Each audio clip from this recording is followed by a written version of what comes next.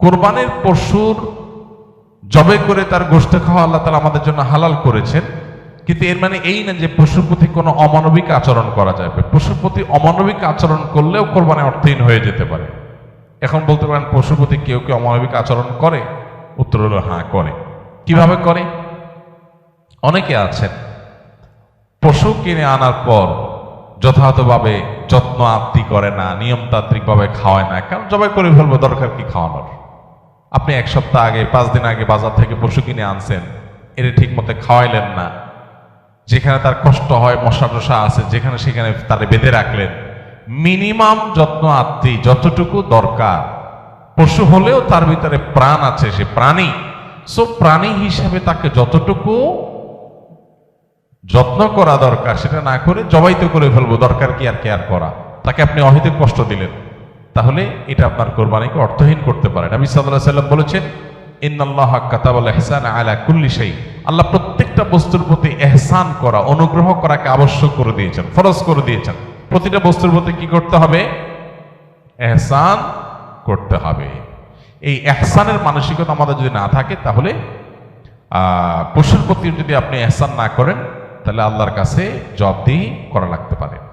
আমরা যারা পশু কিনে আনি, নিজেরা জবাই করি, জবাই করার সময় কিছু অমানবিক আচরণ হয়। যেমন দেখা যায় জবাই করার পর কসাইরা বিশেষ করে চাকু দিয়ে গলায় খোঁচা। এই গলায় খোঁচানোর পরে, খোঁচানোর কারণে দেখা যায় যে স্বাভাবিকভাবে রক্ত প্রবাহ হয়ে, রক্ত বের হয়ে যে মৃত্যু হতো, সেটা না হয়ে একটা পশু মারা যাচ্ছে অনেক সময় স্পাইনাল কর্ডে আঘাত করার কারণে। তো এই যে খোঁচাখুচি করে পশু মারলেন, অনেক সময় পশু খাওয়াটা পর্যন্ত হারাম হয়ে যেতে পারে যদি এরকম খোঁচাখুচি হয়। জন্য জবাইয়ের পরে ছেড়ে দিতে হবে তার প্রাণ বাইর হওয়ার জন্য। স্বাভাবিকভাবে খোঁচাখুচি করা যাবে না চাকু দিয়ে। অনেক সময় দেখা যায় কসাইরা পশুর এখনো পুরো প্রাণ বের হয় নাই, এখনো মারা যায় নাই, রগ কাটা শুরু করেছে, চামড়া ছেলা শুরু করে দিয়েছে, নাড়াচাড়া এখনো করছে। এটা অমানবিক। তার প্রাণটা বের হওয়ার জন্য অপেক্ষা করতে হবে। নবী সাল্লাল্লাহু আলাইহি ওয়াসাল্লাম পরিষ্কারভাবে বলেছেন, তোমরা চাকু ভালো করে ধার দিবে। কেন? কারণ ধার দিলে পশু তাড়াতাড়ি জবাই হয়ে যাবে। অহেতুক তাকে খোঁচাখুচি করে কষ্ট দেওয়া লাগবে না। আমরা দেখা যায় নিজেরা হয়তো পশুর প্রতি অনেকে যত্ন করি, মায়া করি, কিন্তু পশুটা যে আপনার বিক্রেতার কাছ থেকে আপনি কিনে এনেছেন, এই পশু প্রতি সে হয়তো কোনো অমানবিক কাজ করেছে, যদিও তার দায়টা আপনার উপর আসবে না, কিন্তু সামাজিকভাবে আমাদের সবার উপরে এই দায়টা চলে আসে। আমরা জানি পশু পরিবহন থেকে নিয়ে, পশু বাজারজাত করা থেকে নিয়ে জবে পর্যন্ত ধাপে ধাপে পশুর প্রতি চরম অমানবিক আচরণ এদেশে করা হয়। পরিবহনে হয়, আপনারা জানেন, একটা ট্রাকে ধরা যাক যে 15টা গরু উঠানো যাবে, সেখানে 20টা গরু উঠানো হলো, 5টা গরু বেশি উঠানো হলো, তাতে পড়তা বেশি হয়ে যায়, খরচ কম পড়ে, ব্যবসাটা একটু বেশি হয়ে যায়। কিন্তু 5টা গরু বেশি উঠানোর কারণে কি হয়? ওই পশু যেগুলোকে উঠানো হয়েছে সেগুলোকে এমন গাদাগাদি করে দাঁড় করানো হয় যে তাদের গায়ে, শরীরে রীতিমতো ঘা হয়ে যায়, এবং মাঝখান দিয়ে এমন ভাবে বাঁশ বেঁধে দেওয়া হয় যাতে কোনোভাবে বসতে না পারে। 10 ঘন্টা, 15 ঘন্টা, 20 ঘন্টা পর্যন্ত অনেক সময় সিরিয়ালে জ্যামে ট্রাকগুলো, পিকআপগুলো আটকা পড়ে থাকে, এবং 20 ঘন্টা ধরে তাদেরকে এভাবে এমনভাবে বাঁশ বেঁধে দেওয়া হয় যাতে করে কোনোভাবে বসতে না পারে।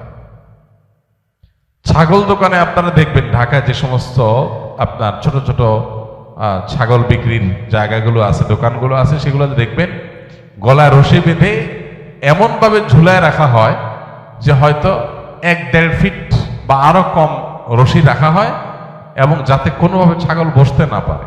কারণ বসলে তো ক্রেতা দেখতে পাবে না, ক্রেতা যাতে সাইজ দেখতে পারে সেজন্য তাকে দাঁড় করিয়ে রাখা হয়। সে দাঁড় করানোটা কখন থেকে নিয়ে, ওই যে সকাল 7টা বা 6টা ফজরের পর পর পশুর দোকান খোলে তখন থেকে নিয়ে একদম রাত 8টা-9টা পর্যন্ত, এই পুরো সময় 12 ঘন্টা, 14 ঘন্টা, 16 ঘন্টা আপনি এভাবে ঝুলায় রাখতেছেন একটা জীবন্ত পশুকে।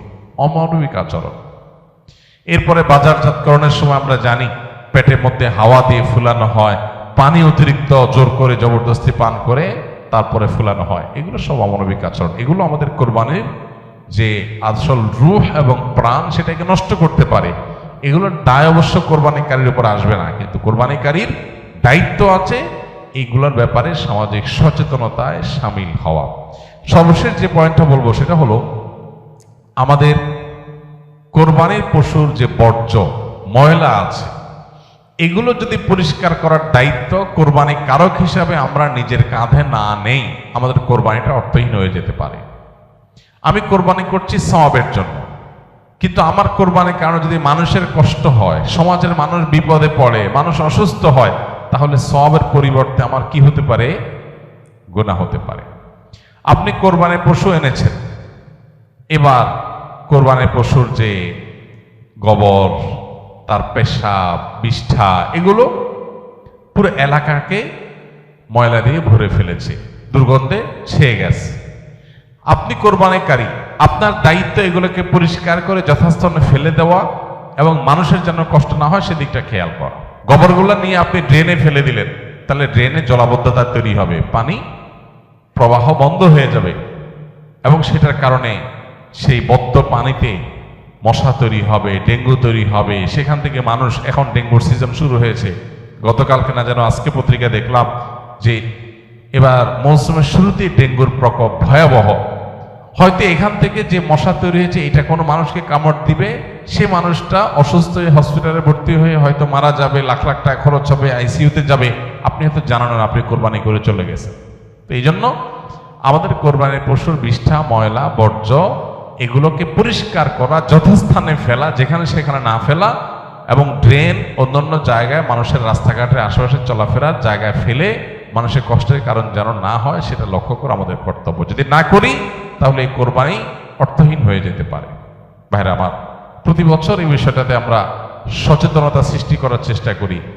কোরবানি হোক পবিত্র, আমাদের দেশও থাকুক পরিচ্ছন্ন, আমাদের পরিবেশটাও ভালো থাকুক, এই স্লোগানটা আমাদের মাথায় রাখতে হবে। কোরবানি করার পরে অনেক সময় দেখা যায় কোরবানি পশুর রক্ত রাস্তায় বেয়ে পড়ে গেছে, মাটির রাস্তায় শুকিয়ে গেছে, আমি ভালো করে পানি ঢালি নাই, দায় সারা একটু পানি ঢেলে চলে গেলাম, তাহলে এই রক্তটা শুকানোর পরে দুর্গন্ধ হবে, মানুষ আশেপাশ দিয়ে যাবে, নাকে হাত দিয়ে যেতে হবে, কষ্ট হবে, তিলের বদদোয়া মানুষের আপনি পেতে থাকবেন। তো কোরবানি করে কি লাভ? আল্লাহর বান্দাদের কষ্ট দিয়ে তো আল্লাহকে আপনি খুশি করতে পারবেন না। কোরবানি পশুর জবে করার পর অনেকে বুড়ি পছন্দ করেন, বুড়ি খাওয়া হালাল, কেউ চাইলে পছন্দ করলে খেতে পারে পরিষ্কার করে। এখন বুড়ির যে ময়লা সেগুলো আপনি রাস্তার পাশে কোনো একটা খালে ফেলে দিয়ে চলে গেলেন, কারোর খেতে ফেলে দিয়ে চলে গেলেন, রাস্তার ধারে ফেলে দিয়ে চলে গেলেন। এবার 1 সপ্তাহ, 10 দিন, 15 দিন, 20 দিন, অনেক সময় 1 মাস বা আরো বেশি সময় পর্যন্ত এগুলোর গন্ধে আশেপাশে মানুষ বসবাস করা কঠিন হয়, পথচারীদের কষ্ট হয়। তো এগুলো সবগুলোই কিন্তু আমাদের কোরবানিকে অর্থহীন করে ফেলতে পারে। অতএব আমাদের উচিত হবে যে আমাদের কোরবানির পশু ময়লা, বর্জ্য এগুলোকে গর্তে ফেলে দিয়ে মাটি চাপা দিয়ে সুন্দর করে সেটাকে দাফন করে দেওয়া, যাতে কোনোভাবে মানুষের কষ্টের কারণ না হয়। আল্লাহ রাব্বুল আলামিন আল্লাহকে সন্তুষ্ট করার মতো করে কোরবানি আমাদেরকে নিবেদন করার তৌফিক দান করুন।